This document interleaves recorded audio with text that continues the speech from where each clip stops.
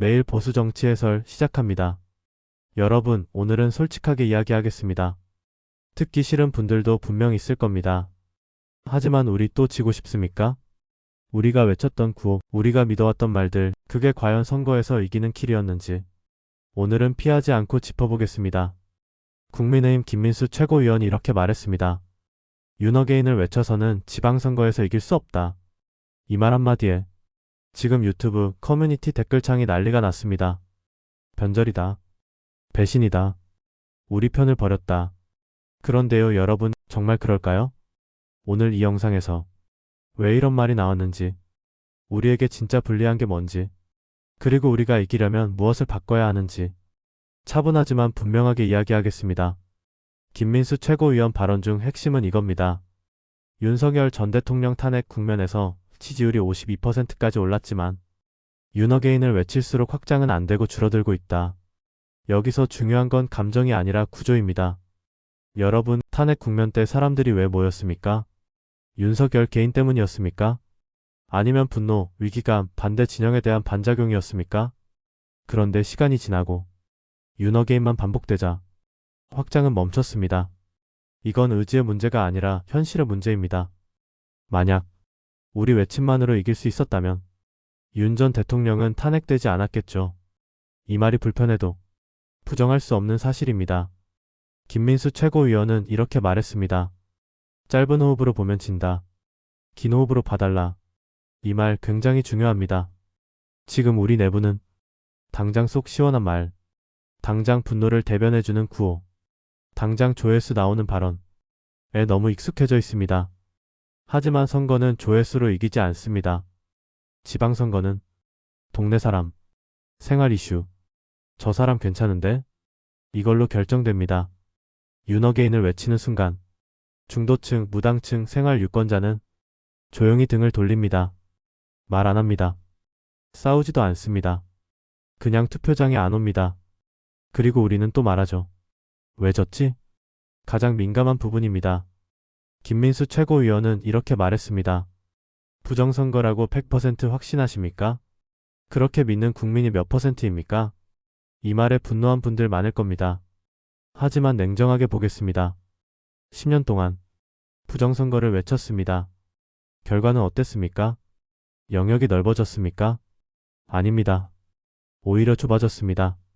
김민수 최고위원의 말은 문제 제기하지 말자가 아닙니다. 이길 수 있는 방식으로 하자는 겁니다.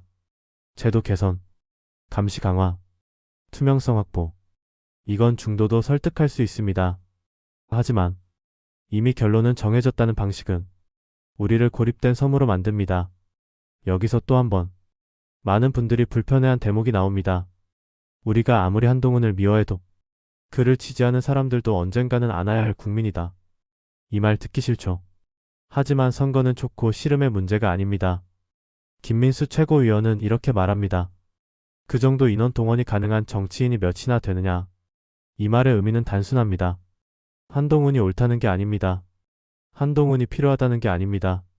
그를 지지하는 사람들을 적으로 만들면 우리는 이길 수 없다는 겁니다. 정치에서 적을 늘리는 건 가장 쉬운 선택이고 가장 위험한 선택입니다. 이 흐름은 김민수 한 사람의 개인 발언이 아닙니다. 장동혁 대표도 분명히 말했습니다. 계엄 옹호 내란 동조 부정선거와 같은 윤어게인 세력에 동조한 적 없다. 그리고 장해찬 부원장도 말했죠. 장외 유튜버가 당 대표에게 시안을 정해 답하라고 하는 건 부적절하다. 이건 선긋기입니다. 왜 지금일까요? 답은 하나입니다. 지방선거가 코앞이기 때문입니다. 이제는 결집의 시간이라는 것이 아니고 확장의 시간이라는 판단을 한 겁니다. 지금 우리 상대 당과 싸우고 있습니까? 아니면 우리끼리 서로 목을 조르고 있습니까? 지난 2주 사이에 벌어진 일들을 보십시오. 한동훈 전 대표 제명, 배현진 의원 징계 착수, 김종혁 전 최고위원 자동 제명, 그리고 보수 유튜버 고성국 씨까지 징계 절차. 이게 뭡니까? 선거 앞둔 정당의 모습입니까? 아니면 서로 쫓아내는 숙청 경쟁입니까? 국회 본회의장에서 배현진 의원이 장동혁 대표에게 다가가 묻습니다. 이게 대표 뜻입니까? 선거 이기자고 했던 고언이 그렇게 불편했습니까? 그리고 장 대표는 아무 대답 없이 자리를 뜹니다. 여러분, 이 장면이 무엇을 보여줍니까? 대화 없음, 설명 없음, 설득 없음, 오직 결정과 통보만 있는 구조. 이런 방식으로 당이 하나로 갈 수 있습니까? 김종혁 전 최고위원은 과거 인터뷰에서 장동혁 대표와 윤석열 전 대통령 부부를 비판했습니다. 그 이후로 품위 유지 의무 위반, 그래서 탈당 권유, 11호 자동 제명, 이게 과연 국민 눈높이에 맞는 징계입니까? 비판하면 쫓아내는 정당, 이 구조 어디서 많이 보지 않았습니까? 고성국 씨는 한동훈 전 대표 제명을 주장했던 인물입니다. 그런데 이번엔 친한계가 주도하는 서울시당 윤리위에서 징계 대상이 됐습니다. 즉, 한동훈 반대 중앙윤리위 제명, 한동훈 찬성 서울시당 윤리위 징계. 어느 쪽이든 살아남기 힘든 구조. 이건 정당이 아니라 전쟁터입니다. 우리가 지금 읽는 건 한동훈, 배현진, 김종혁, 고성국, 이 사람들만이 아닙니다. 그들을 지지하던 사람들, 그 장면을 지켜보던 중도층, 또 싸운다고 느끼는 국민. 이게 가장 큽니다. 선거는 내부 결집으로만 이기지 못합니다. 내부 싸움은 반드시 외부 이탈로 이어집니다. 여러분, 이건 누가 옳고 그르다의 문제가 아닙니다. 이기느냐 또 지느냐의 문제입니다. 우리가 원하는 건 하나 아닙니까? 정권 재창출, 나라 정상화, 다음 세대에게 부끄럽지 않은 선택. 그렇다면 때로는 참고, 때로는 숨 고르고, 때로는 전략적으로 물러설 줄도 알아야 합니다. 김민수 최고위원의 말이 불편할 수 있습니다.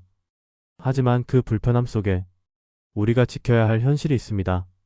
우리 또 지는 선택을 할 건지, 아니면 이기는 선택을 할 건지, 이제는 정말 생각해봐야 할 시간입니다.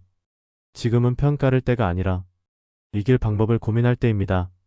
이렇게 서로 쫓아내다 보면 선거가 아니라 당 자체가 남지 않을 수도 있습니다. 이 영상이 도움됐다면 좋아요, 구독, 그리고 댓글로 여러분 생각도 남겨주세요. 매일 정치 해설 구독해 두시면 편합니다.